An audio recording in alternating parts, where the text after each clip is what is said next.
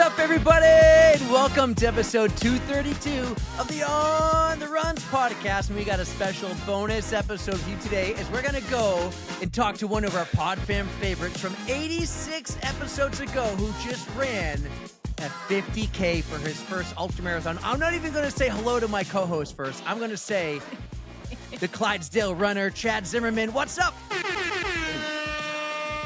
What's up? I mean, not to shade Erica, but yeah, that's There's a a new little rude, ultra runner yeah. in the house. This is the Chad show today. You don't need to talk to me. We're good. Yeah, no, Well, and the problem is, like, I can't be Chad Runs Ultras or Chad Ultra Runs because we already got one of those. So We have a Chad Ultra. Yeah. Wait, you can be Ultra Chad then. yeah, So I was have an gonna say, Ultra yeah. Chad and a Chad Ultra Ultra. Chad. There we go. Ultra Clydesdale. yeah. Well, and it's funny because I did tinker around. Like, once I started dabbling in the trails in early this year and kind of late last year, and I was gonna start doing trail shoe reviews and started running trails. I was like, should I update the username? I'm like, no, because I'm definitely not diving full into trail. Like, it's going to be kind of a corollary to what I do. And I'm like, the last thing I want to do is like leave kind of the and I'm going to put this in quotes, the brand I've established. I didn't want to leave that and then all of a sudden have someone swoop in and start putting some bad taste on the Clydesdale runner name. So I decided to keep it. I agree. I actually think it's perfect. Now, I don't really know if it truly fits because I saw a picture of you. He's looking svelte. You might guys. not be a Clydesdale anymore. Well, and it's funny. I had someone say that the other day, and people have commented on my post because let's just say from a body composition standpoint, I've had a very good 2026. Spent a lot of time. I had already spent a lot of time in the gym, but as I say, abs are built in the kitchen. So yes. I spent a lot of time really once the new year turned over. I decided, because I was going to be running an ultra and on my feet for 6+ hours and doing 31 miles, I'm like, well, it's one of those scenarios where lighter might in fact be better for me. So yeah, I mean, in 2026 alone, we're now mid to late May. I'm down a little over 40 pounds just in 2026 alone. So Good for you, dude. Hard work Yeah. pays off. yeah, no, and when I say like nutrition wise, that's literally all it was. My activity level remained the same. I didn't change my running schedule, my lifting schedule. I kept everything the same. I just started really focused. I had always eaten healthy and clean and used food as fuel, but I ate more intuitively. I kind of ate what I wanted until I was satiated, and now I've focused a little bit more on the numbers and things like that. And yeah, it's been good. I still have, I think, a little way to now. I will always be a Clydesdale. It really doesn't matter how much more. Well, you're not going to shrink. No, and that's the thing. And all. I'm 6'3". Like, I think the lowest I'll get down to is in the 220s, which it will still, I think, qualifies me as a Clydesdale. I'm still gonna 225. title, Actually, yeah. I think by Ironman standards, it is Clydesdale. I think it's 225. Which I might be. Are you gonna try? That's on the 2027 calendar. Oh boy! Yeah, I already somebody already new to bought focus one. on. I already bought I one. just put mine up for sale. It's funny. I already bought one. I had a buddy. I went to just kind of, my wife was out of town and I went to a party with our kids. Our kids were all playing together.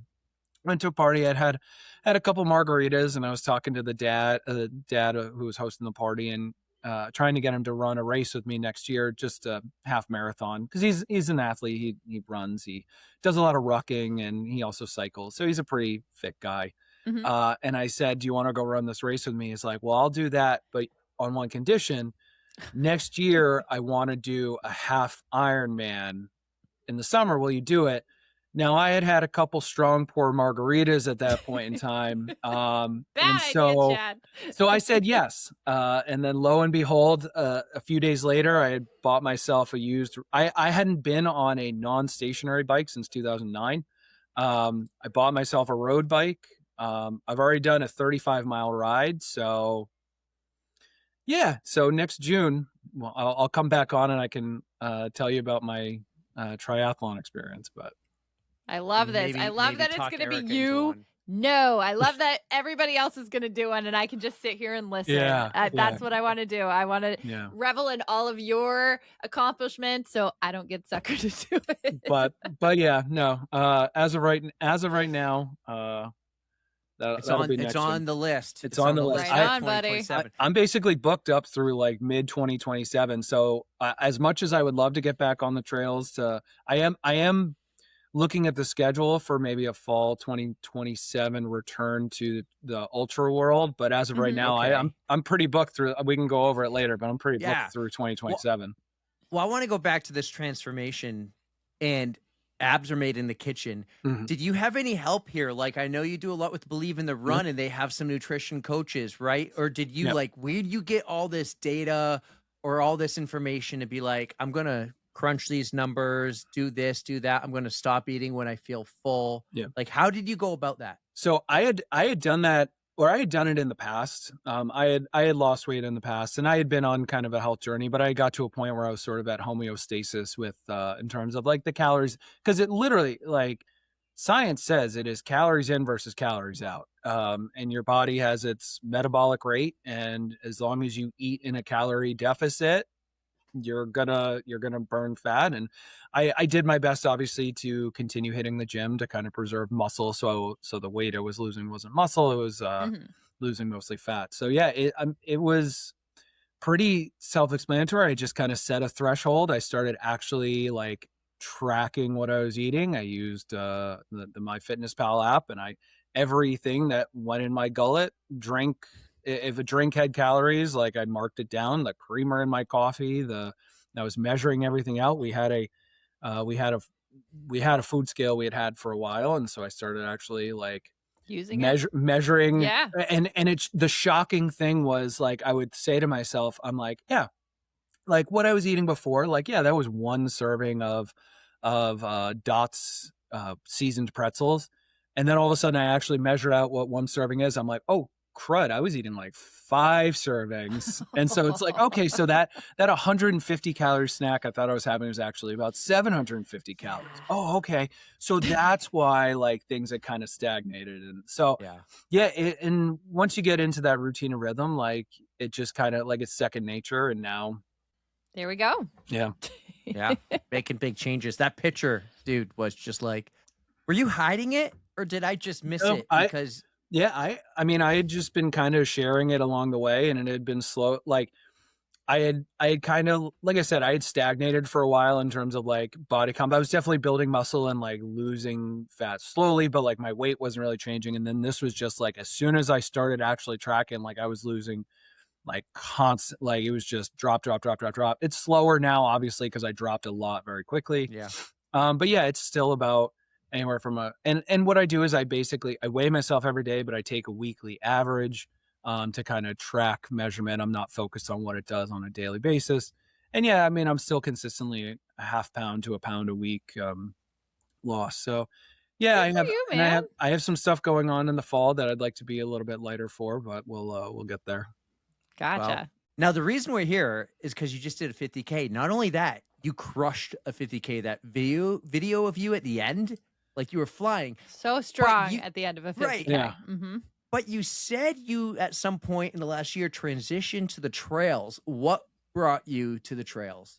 Or should I say driveway to trails? Yeah. How do you go DTF or driveway to forest? Sorry, that's what it is. Yeah. DTF. So for me, and actually for me, getting to the trails actually is a drive. Like to get to a good trail system where I could do trail long runs, I had to hop in my car and drive about 25-30 minutes. Oh wow. So like my weekends were a commitment of like getting in the car super early, getting there, having my headlamp, and so for me, the transition to trails and the entire idea of doing an ultra was I had spent basically since I started getting back into running in 2022, which anyone can listen back to episode 146 and hear kind of my return to running and whatnot, and my stuff with Believe in the Run. I had been sort of chasing times, chasing performance, trying to go out and hit a new PR, trying to do this and trying to do that. And I was kind of at the point where I was like, all right, I've been doing this for a while, and there had been some successes. There had been some like setbacks. Like I didn't, if you recall, when we did the Chicago check-in, I didn't have the best day in Chicago and was a little frustrated. And I then transitioned well after that. And I went out and I used the fitness I built up in Chicago to go run a half marathon PR in November, like I think like 3 or so weeks after Chicago. So right on. So at that point, like I was like, all right, I'm kind of done with the idea of chasing PRs. Like if they happen because I get myself fit, I wanted to focus more on like new experiences. So then I was like, well, the one thing I really haven't ventured in and running is trails. So I started looking around me for like what, and there was a couple trail networks. There was a series of trails sort of near where my gym was at the time that I could go to pretty easily. And they had, you could easily do like a 5 or 6 mile run on those trails because there was like 4 or 5 different trails, but it was a smaller little preserved woods area. And then there was another place up in Mount Gretna near where we live. It's like 25 minutes. And that's where like I could do 15 to 18 mile trail, the long runs and things like that. And that trail also had access, and like you could access a great rail trail like off those trails. And so you could really diversify the kind of the terrain and simulate different elevation stuff. So I wanted to experience something new. I didn't want to like chase the time. I wanted to go in with something where I had no prior PR. So like no matter what I did, I wanted to finish. I wanted to experience the trail. So that was the impetus of signing up. And then obviously I didn't really start my quote unquote training block for the 50K. I only did like a 12-week build because I knew from a fitness perspective, I had just run a marathon. I had like marathon level fitness, but I needed obviously the fine tuning of getting my body used to the different stimulus of the trails and getting my ankles and hips and knees like understanding. And running in trail shoes is like functionally different because you got lugs, you have different feel underfoot. And on the roads, I've started to appreciate a good amount of cushion, but on the trails, I've started to appreciate that firmness and keeping me stable. And so, yeah, it was just kind of trying something new was really what my goal for 2026 was, which is also part of when I said trying new things, like actually measuring my calorie, measuring my food intake and caloric intake. That was all wrapped up into it. And like I said, I didn't chase anything. I went out and I did my miles. I did it kind of at my own, and the results kind of sort of speak for themselves in terms of just going out and enjoying. I didn't do all of my long runs on the trails. I did some on the trails. The course I was running was more of a runnable. There was only about 2,000 feet of elevation gain over it. So it wasn't like super technical? It wasn't super technical. There were a couple technical sections that you kind of had to walk, and there wasn't a ton of vert. So it was, so I did my longest training run actually I did a 24-mile training run on a rail trail just because I was like, look, I just want to get the time on foot. Yes. And it's funny, like I said, I wasn't really chasing anything. And then when I did that 24-mile run, had I gone another 2.2 miles, I would have set like a 20-minute marathon PR, like in a training run. So God. And I think that all comes part and parcel to the fact that I was lighter, I was moving faster, and just I was generally moving better. Plus it's on a rail trail, so it's easier on the joints. But that's no one around, no crowd support. Like I'm carrying my own fuel, like there's no bottles or anything. Yeah. So yeah, and then I went out. I had a day at the New York City Half Marathon in March, which once again I entered the lottery for, got in, and was just going to run that for fun as like an experience, and was just blown away by the event. And I ended up going out and setting a new 8-minute PR, going huge. sub 2 for the first time. So it was like all this kind of stuff built on the success I was having and just kind of being out there and enjoying myself. I wasn't, during this training block, I didn't do any speed work or tempo runs just because I was like, I'm more about building up the endurance and the mileage. Yeah. So the leg turnover and all that stuff, it just kind of came naturally from being a little bit lighter and just kind of being out there enjoying. I mean, at the NYC half, I went out full intent. I was running in not a new pair of shoes, but I was still like writing my review for the Mount to Coast C1. So I had told this guy, Lynn, who works for Mount to Coast, he's a big name with the brand. I told him I would run NYC in the shoe and then report back on how it performed. And I went out with no expectations, and I ran like a 10-minute first mile because I was just settling in and enjoying Brooklyn. Then I stopped to use a porta potty during mile 2 because I'm like, it doesn't care. Like, I don't care. I'm just running for fun. Yeah. And so I ran like an 11-minute second mile, and then all of a sudden, like, my third mile was in the low 9s, and all of a sudden my fourth mile is in the low 8s, and then I'm like, wow, I'm like cruising. I got about halfway, and I crossed a halfway mark, and I look at my watch. I'm like, I'm on like PR pace, and my heart rate's at like 140. Like, I'm just like cruising. Mm-hmm. And it's not the easiest course. Like, it's reasonably hill. We had beautiful weather. It was nice and cool.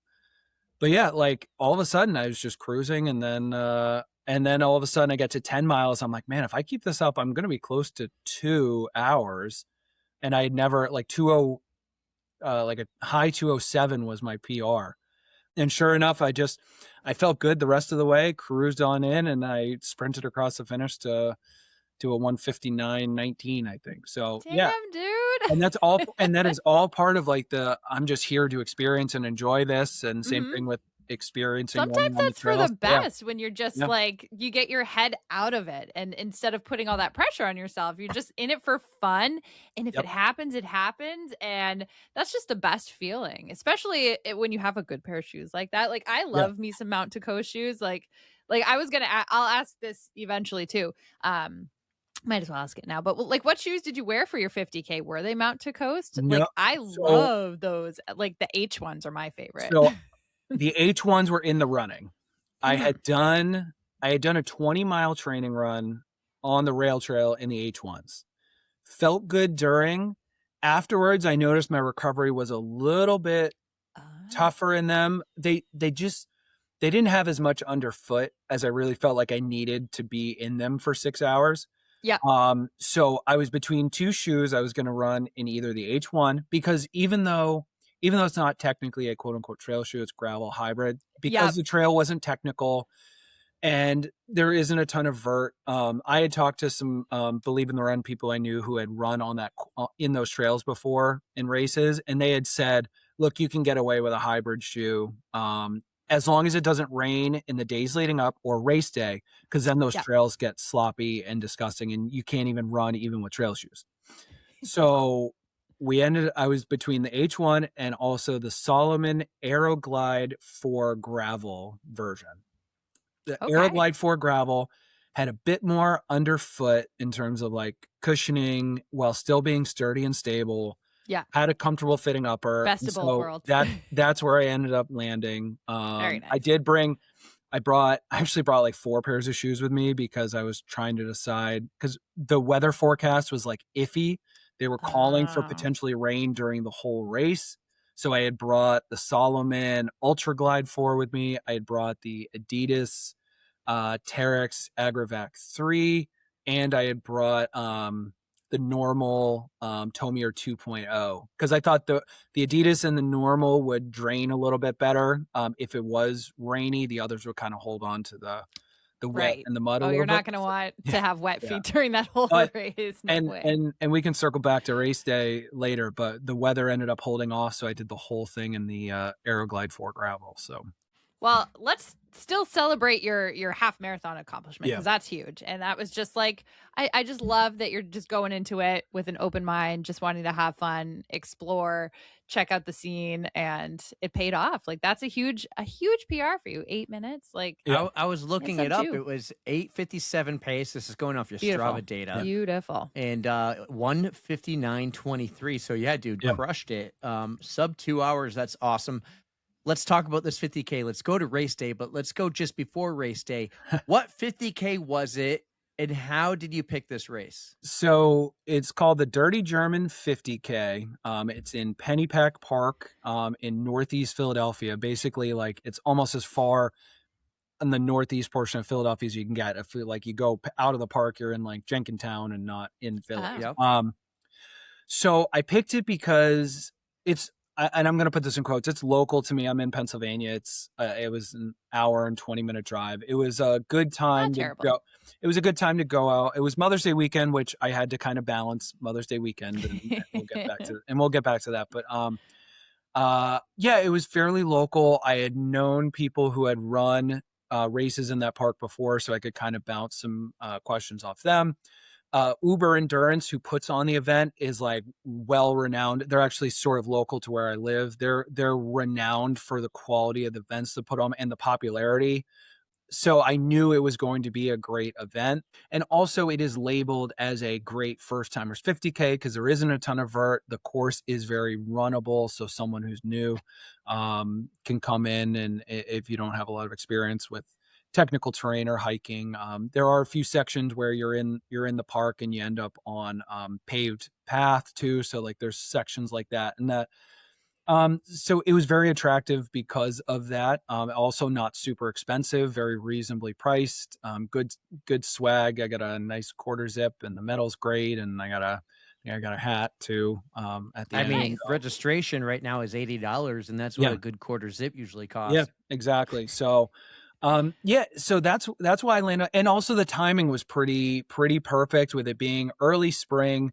I knew I had entered the lottery for New York. I think when I registered for the Dirty German, I didn't know whether I was in the New York City half yet or not, but I said to myself, if I do get in, it's kind of in that window where it wouldn't impede me to go to New York overnight to run a half marathon. It wouldn't impact me at all. Actually, it would be a good training thing. We were going on a family vacation in February. We were going down to Florida and then going on a cruise. So I'm like, the timing is perfect that if I get back, I can do a 12-week build starting right when I get back. I'm like, that'll be kind of perfect for me with the fitness I had already built. So yeah, it kind of, the stars lined up for it. So yeah, that's how I picked that. Excellent. How long was each lap? So a little over 15 and a half. I think it came out to like 15.75. So it's 2 loops. They do a 25K, which is 1 loop. Yeah. They do the 50K, which is 2.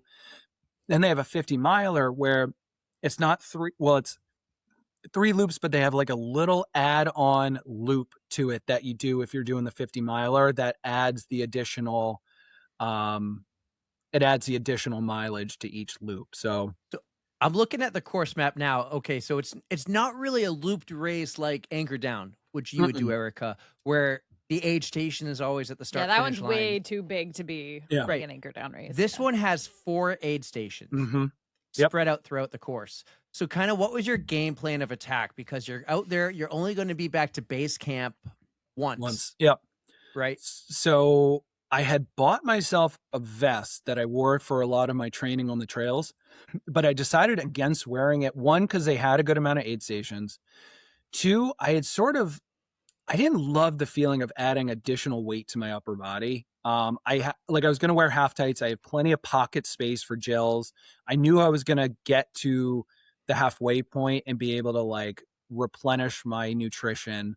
So I actually decided to run with my handheld instead, that I filled with high carb, Tailwind high carb, that every aid station I would refill. So I would drink a little bit between aid stations, maybe about halfway, and I would drink some water at the aid station, but then I would have them refill my bottle, which would dilute the high carb. And then I had another pack of high carb for when I got to the midway point, so I could replenish that. I think that's like 90 grams of carbs in that. And then I was probably an anomaly because I did not eat a single thing from any aid station. I wasn't hungry. Like I had a bagel in the morning. Chad, I had the ultras are for the I know. I heard that from a lot of people, but I was full. I had a bagel before I left. I had one of the SIS energy oat bars like right before the race. And I normally run on a fairly empty stomach anyways. And between all the gels, I did take chews, which I guess if you call that eating. Not quite a good ultra snacks. Right, and when I say nothing, I did take a couple handfuls of gummy bears. I think that was basically all I had. But like, you go. But I'm running through, and they had everything. They had grilled cheese sandwiches. They had peanut butter and jelly. They had bacon. They had like a whole menagerie of things. And I was just like, I'll take a couple gummy bears. But I wasn't really hungry. And I was like, I know I don't want to do anything that'll just mess with my GI tract. So you got a point. Yeah. All right, I got to ask you about something that looked really awesome, and it's because it involves multiple pod fam here. But as you're setting up for the race, our man, Herm, shows up to this race unannounced. You did not know. Like, nope. I don't know if you were checking the list of who signed up and stuff or when he did. Nope. But all of a sudden, he just makes a post about, I'm coming to support my buddy, Chad. Yep. And you had no clue. This is a surprise. No clue. Yeah, so I knew he had been in the Philly area. I mean, he's from the area. He's here all the time. Go Birds. Go Birds, as he always says. But he's a Bruins fan. I knew he had run Broad Street the weekend before and then absolutely demolished, like crushed Broad Street. Like major props. Hell yeah, I've run Broad Street. It's a great race. It's a fun race. He flew on Broad Street. So I knew he was generally in the area. And yeah, he popped up. I did have my buddy Steve, who lives in Princeton, New Jersey. He's been my best friend since we were like 3 years old. He came and met me in Philly on Friday night. We were staying at an Airbnb in downtown Philly. So he came Friday night, and he was coming to the race with me to be kind of my support and be there with all my stuff. And so he had come and we were getting set up. Like basically I brought him a camping chair. I'm like, hey, plop yourself down for like 6 hours and enjoy and bring a book. He took naps. My wife did actually send a book for him, one of the steamy romance novels. I love it. So we ended up, we were just getting set up under the tree, and then all of a sudden I turn around and there he is. He and some of his friends were getting their giant canopy tent set up, and there he is. Yeah, so he's like, I'm here. I was like, oh, you're running, like, what are you gonna do today? He's like, I'm here to pace you. I'm like, oh my God, all right, let's go. Because I at least then knew, like, I'm like, all right, I got someone with experience. He's done 50Ks. He's done more than that. So like, I know he's coming up Broad Street, but like his paces now are like even faster than mine. So I know, I'm like, all right, I got someone who can kind of rein me in if I start to get a little frisky, like, so that'll be perfect. And and then it's funny, obviously he's one of the best content guys in the game, so he's making some content along the way, and we're going, and I'm feeling great. Like we're cruising, and slowly but surely, like I could tell, like he was starting to enter the pain cave a little bit. There were there's a lot of up and over tree, like there's trees across, there's a lot of up and overs, there's a lot of like all so that it's other an stuff. Obstacle course too. So it's sort of there are some areas, there's some creek crossings, but not like ankle deep, like you could actually walk across the stones because it hadn't rained, like the weather was beautiful. But so coming off the impressive run he had done at Broad Street, his quads, which Broad Street is a net, when I say net downhill, it is a slow downgrade. Basically, it's like running on a rail trail the whole way from like northern Philly down to the stadiums. It's downhill the whole way, having run it. So it destroys your quads. And so he had gone out and done an incredibly hard effort like the week before. So I ended up waiting for him. There was a section, it was maybe about 12 miles in. So it was only about 3 or so miles left in the loop, on the first loop. And I had gotten him to a section where there's a little clearing, and I was actually enjoying a nice breeze because in the canopy of the trees, you don't get a lot of breeze. So there's a little clearing, and I'm sitting there, and I waited for like a couple minutes for him to come up the slope. He's like, yeah, today's not my day. The quads are shot. He's like, go do your thing, like go run. So he says I dropped him, but I did it with consent. It was a blessing, right? Consensual drop. Because I was enjoying the time we were spending out there. I was perfectly fine waiting for him. He was helping kind of keep me engaged and in it. And we were 12 miles in, and like to me, it felt like nothing. And I felt like we were really cruising pretty good. But yeah, no, I can't blame him. He ended up, and it's funny because after I left, I'm like, if I were him and my quads were hurting and I was coming to pace someone who just like took off, like even with permission, is like, I would not be running that second loop. And sure enough, yeah, he called it quits after 25, which I can't fault him for. But that also meant that I was able to get some pretty good finish and photos at the finish line coming across. Yeah. So. Yeah. It was a pretty epic finish line run. We'll get to the finish line soon, but bring us there. Tell us about your day. Like, I almost think him pacing you for that first loop or the first part of that loop was perfect because set it you really up pretty let you settle in. Yeah. Yeah, and it helped keep me, like I said, the course is very runnable. So it's very nice that like, yeah, and I hiked the steep inclines. There were a few like gradual inclines that I'm like, I should just power up this. I'm feeling good. And yeah, having him there was good. Like we talked stuff that we had going on, kind of keeping me in the zone mentally. I had made the mistake of I had downloaded what I thought was the course map on Strava, and I had uploaded it to my watch just in case, even though the course is really well marked and I never needed it. The only problem was I think it was an old course map, so my watch was beeping at me the whole time, telling me I was off course, the whole time.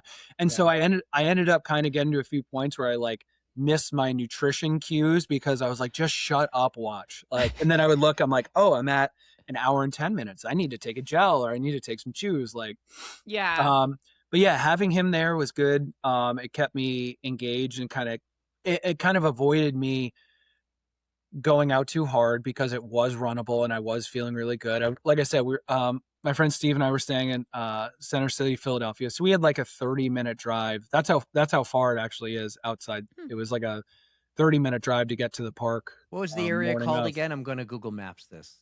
Pennypack Park is where it is. And we were staying in Callow Hill, which is like very close. It's like on Spring Garden, like, which is the road where the art museum is in Philly. So, yeah, we were there.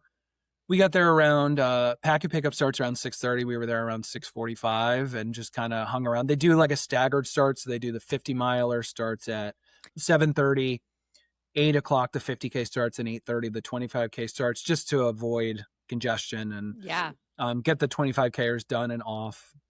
But they're off. They start last, so that way they finish and then they're done. So, but like I said, the weather we got was beautiful. It was probably when we were starting in the like mid to high 50s. It never got higher than like 64. Oh, that's perfect. It was overcast the whole time. They were calling potentially for rain all of the race. That's why you had all the shoes, and that's why I had all the choices shoes. Just in case. Then they were slowly shifted it back where they're saying it might start raining around 1 or noon to 1. And then I'm like, oh, well, I'll be on my second loop by then. Do I change shoes at the halfway point into actual trail shoes instead of gravel in case it does start raining? Then I got to the halfway point in about 3 hours on the dot. And I looked at the forecasts when I went over to Steve, and we looked, and I said, all right, now they're saying 2. I'm like, I'm going to be done right around 2 if I keep this up. So, you know what? I'm rocking these shoes. I had rolled my ankle at mile 5, my left ankle. Ooh, oh no. I had stepped on a sharp rock and but I did kind of that like forward roll as opposed straight to the side in the fold. Right. So I ran through it and it wasn't bothering me, but I'm like, I don't want to take my shoe off just in case, like you take your shoe off and then it starts to swell.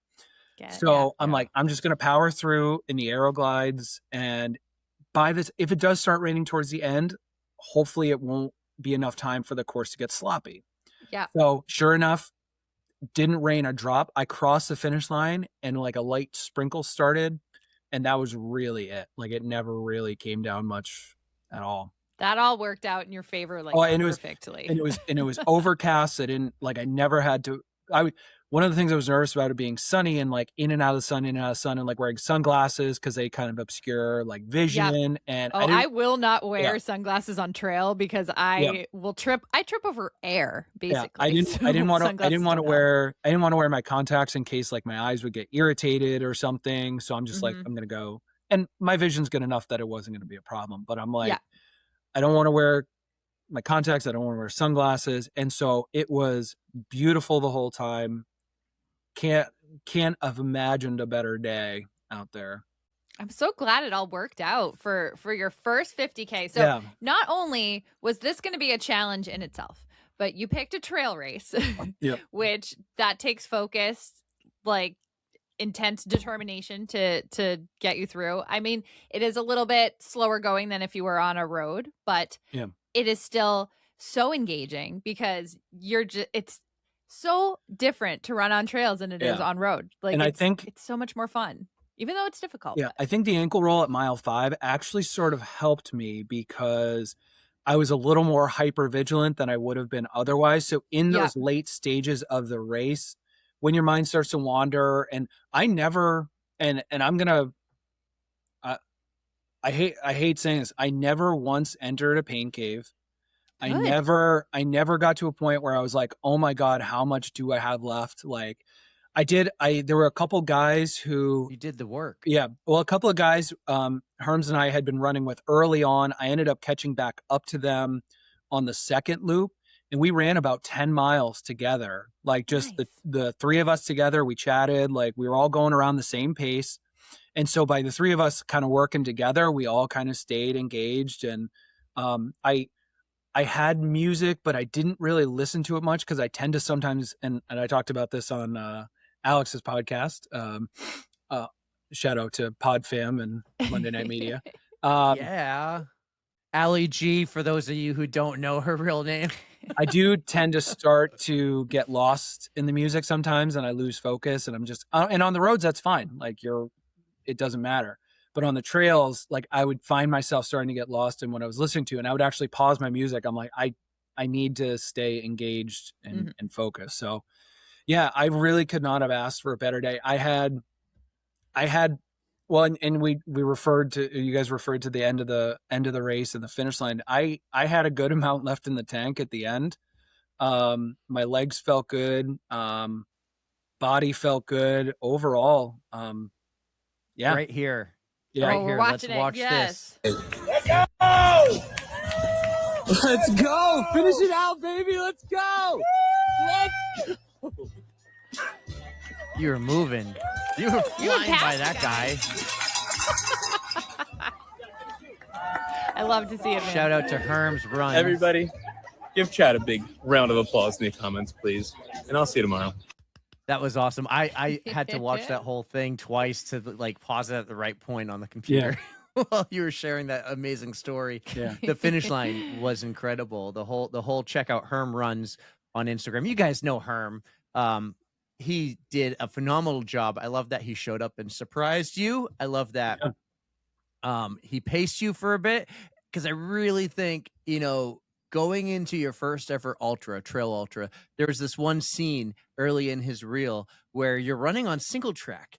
Mm-hmm. And I don't know about you, but I always feel like the pressure to keep pace, because you got a line of people behind you. There's a guy who's like, I want to go faster, but I'm stuck going the speed of this guy in front of me, or sometimes the guy like 5 in front. Yeah, full disclosure, our first few miles were fairly slow because we got stuck behind two runners who were taking, like, they just kind of didn't have the kind of on your left understanding, and so we were behind them, and like people were flying by us to fly by them, and then eventually Alex and I were like, all right, we need to, like, they kind of pulled off a little bit to the right side of because the single track was like, there were some areas where it was narrow, some where you could run 2 abreast, but I mean, we basically ran single file for most of it. There were some areas where the trail widened, and we would run side by side, awesome. But and we kind of flip-flopped on who was running. I actually there were a few times I was in front, a few times I was in back, and we just kind of flip-flopped from who was kind of pacing and who was leading. So that made it work out as well too. I was so pumped for you, dude. When I saw that picture and I'm like, who's this guy? Because I think I saw you were doing the work, but I never really saw the result until right when it was go time. And I was like, wow, I was so pumped. And I remember sending you a couple messages saying how pumped I am. And I just want to tell you right now how proud I am. Me too. So awesome. I'm ready. I just love when new ultra runners are born. I'm like, welcome to the world that I love so dearly. And I hope that you enjoyed it too. I hope it doesn't scare you off from doing another one someday. I know you said maybe in the future, but it really isn't a scary thing. Like, you just have fun with it. I already have my research done. And if things go, I have a tentative plan. And this is after I did talk to the person I know who ran the 50 miler, and he is a he runs ultras seemingly a couple a month, 100 milers, 50 milers, like everything, 100Ks. He runs a lot of ultras, and I knew he was who I turned to when I was asking questions about the course, and I knew he was running the 50 miler.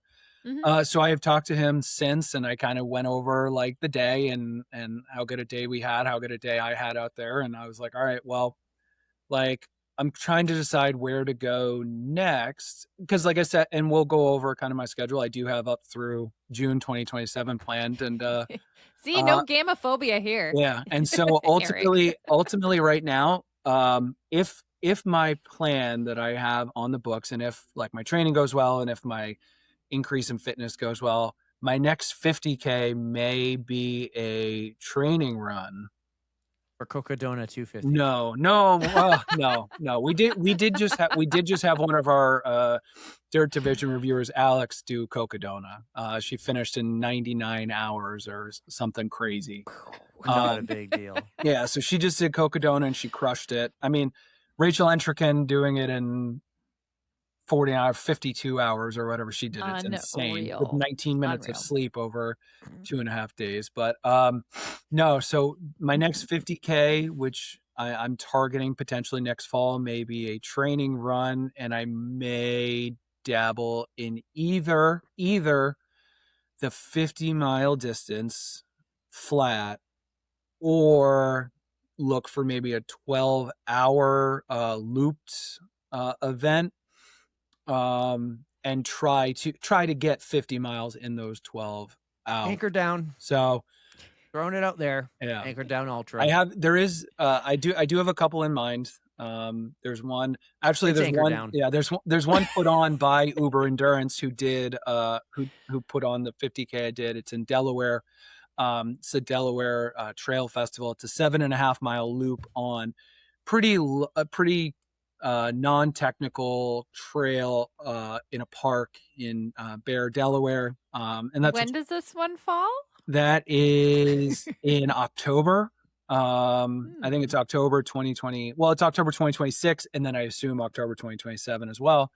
There is a 50 miler that I have in mind. That's my friend told me is a good introduction to the 50 mile distance, which is in Maryland, and that's in November.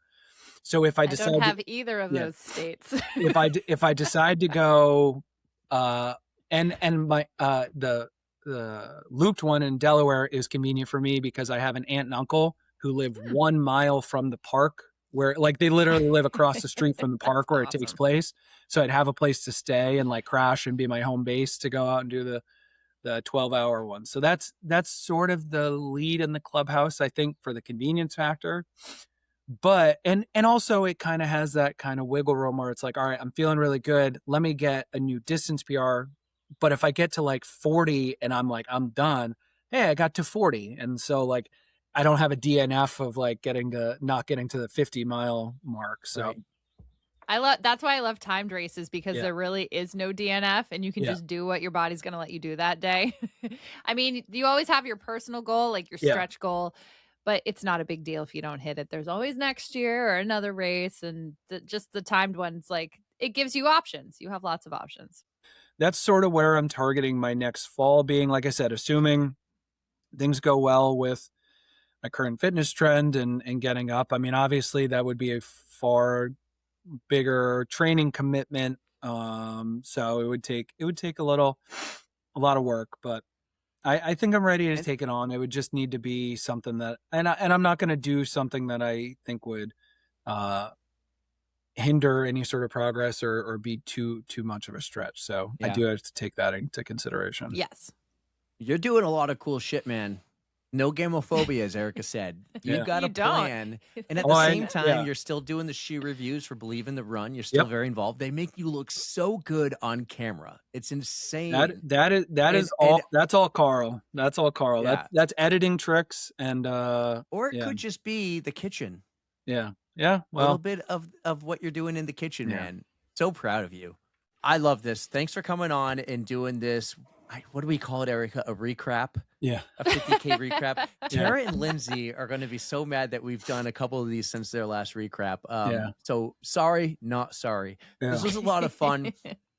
I don't think you've been on the podcast yet this year. Mm-hmm. So I'm going to ask you my last question for a hot take, brought to you by My Race Tats. I know this is a little extra bonus episode.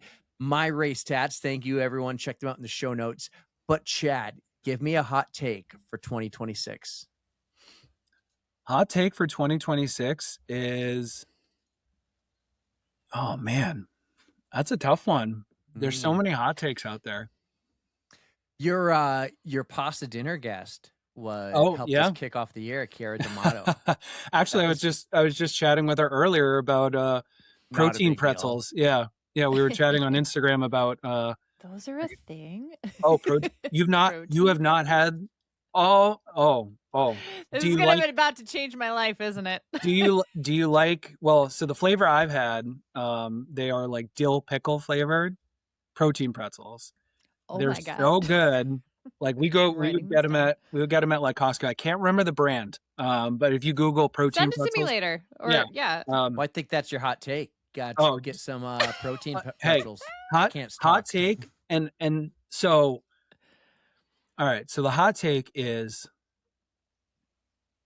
many running folks out there say lighter isn't always better, but for some of us, that is the case. Some of us that are out there running with a little bit more, so long as you do the other corollary work of getting strong, because there are people who go out and lose weight, but they don't strength train.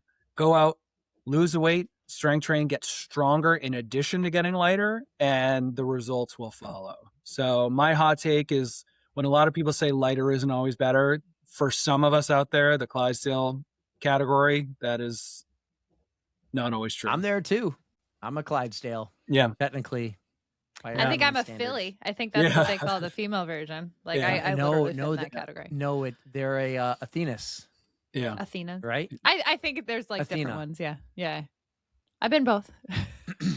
Well, I'm gonna circle back. I'll probably be on if you guys do a follow up after NYC in the fall, you can call me. I'm sure we will.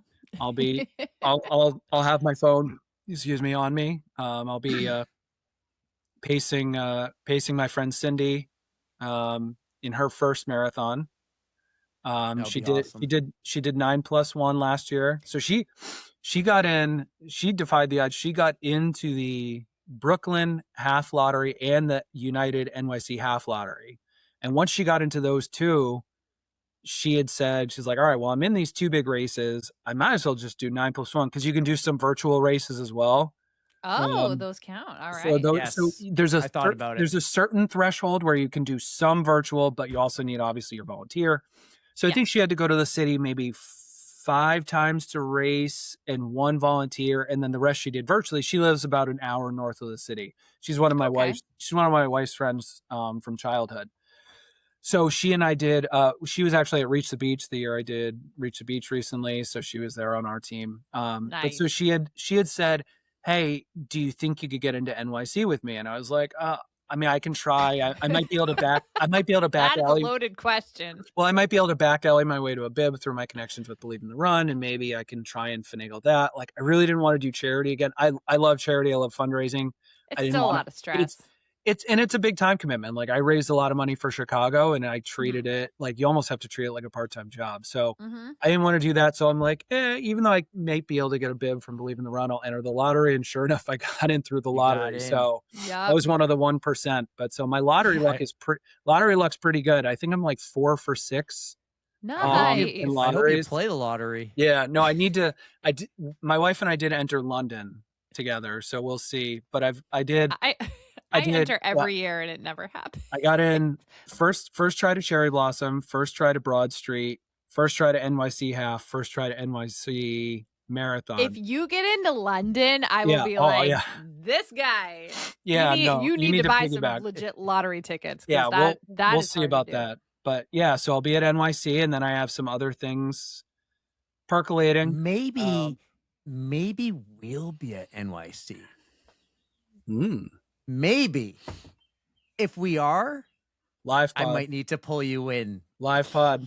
I'll be there. I might need to pull you in for a live pod. I'll be there with my friend Cindy. We got a nice hotel right. I think we're right in like the Times Square area. So yeah, nice.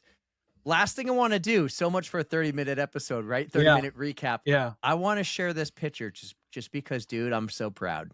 Look at who is this guy?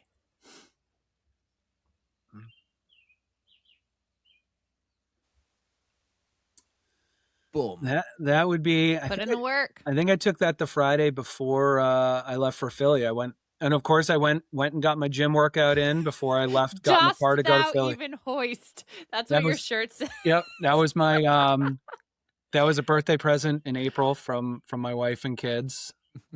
It looks awesome. So, you look so good, dude. Yeah. I'm so happy. You look so good. So putting in the work, and you're still Clydesdale qualified. Oh yeah. So when you do this triathlon, you can be a Clydesdale. I will still be there. You don't need to be like top-notch speed to qualify for Worlds or Kona. It's a half Ironman. Does that count? I know, but one day you're going to do the full. Come on. Let's not yourself. I did buy the bike, so who knows? We'll see. A road bike or a tri bike? Road bike. What's the size? Are you a 56? I think I got a 58. Oh, my triathlon bike's a 56. Yeah, might be a little. Well, I did some research before. I got a Specialized road bike. It was a 1990s bike that had been rehabbed and was in like great shape, and I got a good deal on it. Shout out to Facebook. Shout out to Facebook Marketplace. Facebook Marketplace. Help me sell mine right now. I posted it the other day.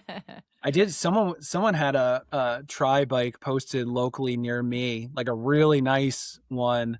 I think I had it listed for like 300, and I'm like, I know I just bought a road bike, but maybe I should get a tri bike. I listed mine for 1,600. Yeah, my wife, and then of course, like after I decide I'm doing the triathlon, now all of a sudden I'm buying goggles, I'm buying accessories for the bike, and she's like, "You are just like."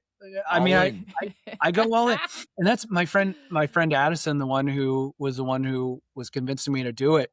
He hadn't even necessarily wrapped his head around the fact that he was going to do it, because he was doing a 100-mile charity bike ride.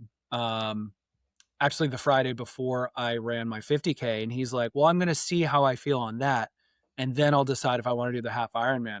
But I had already bought my bike. I had already started. I was like, no, don't man, back out now, dude. Just so you know, you started this train in motion. Like I'm 100% in. I almost don't care if you do it. I'm doing it. So, but it's nice if somebody is there with you. I mean, and then and I did, like I said, we did he was training for his 100-mile bike ride. He and I went out for like a 35-mile ride together. I think it was like my third ride on the bike. Generally, I did have to buy a new seat because my Clydesdale hind parts did not comport well with the seat that came on. But everybody gets their own seat that's perfect for them. I did too. I got a seat with like two of the bananas. I got a seat with comfort. Comfort is key. I got one with like a cutout in the middle to relieve pressure off my sit bones, and like nice wider so my sit bones actually like sit on something as opposed to like collapsing off the edge. Yeah, smart. It's awesome. I love it. I wish I had more time. I felt great after the 35. I felt better after being on the bike for 2.5 hours for a 35-mile bike ride than training for a triathlon is going to make you a better runner. That's it's cross training. Yeah. I can only hope. I do. And I'm a very capable swimmer. It would all just be a matter of like training the stimulus, and then also training independently. If you ask me right now to go out and do the 3 elements, I could do each of the 3 elements independently. It's going to be a matter of stacking them up all sequentially in order and having to all accomplish them back to back. So I can't wait. I want to follow that journey. I want you to keep me included. Tell me everything that's going on. So after I have NYC, and then I have another something in the holster that I'm going to keep close to the vest for a while. And then I have... Okay, but wait. Yeah. You break the news on the pod. At NYC, maybe after NYC. If we do a live pod at NYC, which we're sending them, we're sending the email after Boston, right? Yep. If we do a live pod you break it on the pod. I will drop my early 2027 news on the pod. You're going to hear it here first, people. Yep. Yes. Let's go. But that was awesome. So much for a quick recap. Chad, you're the man. Thanks for being awesome pod fam. Seriously. You support us so much all the time, everyone. I love when we gain new members. I love listening, and then every time I see someone post something that I find interesting, I'm like, that's our pod fam right there. Yes. I love it. Isn't that so cool? It's like, if you see someone at a race, pod fam. Yep. If you see someone posting, pod fam. Someone does an amazing accomplishment, pod. Did you see what our pod fam did? And like now I look, I mean, Kira D'Amato and I are pod fam. I mean, I told her she was my +1 invite to the party, and still can't believe we forgot to mention that when she was actually on. That's okay, because I mentioned to her after the fact, so it's fine. She knew. She's the best. She'll be back. She told us the number she wants to be back for, so it'll be in the next 100. Yeah. But yeah, Erica, I'll send you the link to the protein pretzels. Apparently Please do. And the only reason Kira and I were talking about them is because she posted a flavor that I hadn't seen yet or had. So that's what got us on them. Well, I think the dill pickle one dill pickle is a great place to start, though. That's like right up my alley. So. The dill pickle ones are great. The honey mustard was the one she posted. I love the Dots seasoned honey mustard twist pretzels. So I'm interested to try the protein. Yeah. Even better when they're good for you. Well, better for you. I mean, that's when I got to Philly on Friday, I went to Reading Terminal Market because I always go there when I'm in Philly, and I got myself a pretzel dog and a full size soft pretzel. So I'm like, I need the carbs, I need the protein. I'm good. Well, Chad, you know the drill. We got to end this thing. I say my thing, Erica says hers, but I need you to throw one in because this is a full episode, baby, and you're part of it. So, Erica. That was wicked awesome with Chad Zimmermann, a.k.a. the Clydesdale Runner, after his first 50K trail race. An ultra runner now. Man, Chad, I'm so proud of you. But Erica, take us home. We got to throw it out one more time to My Race Tats. Thank you for supporting this guest segment. We love you as always. Chad, congratulations. We're super proud of you. I know you're off to a great start and you're doing great things, so just keep it up. And thank everybody out there for listening. You know we love you. Don't fear the code brown. Just go out and do it. Can't hurt. And don't forget to stretch.